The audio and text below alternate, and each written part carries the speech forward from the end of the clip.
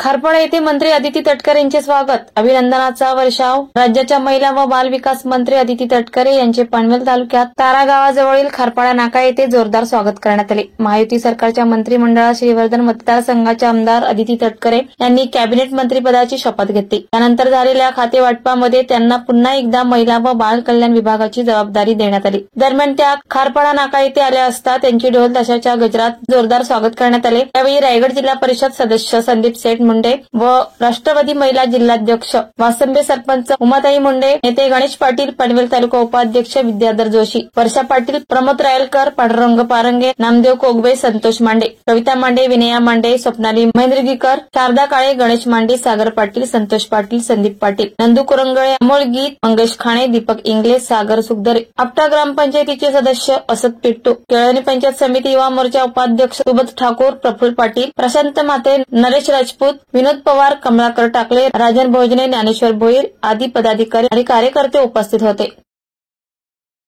Maharashtra वेदभूमीसाठी Ajay Shivkar, उरड।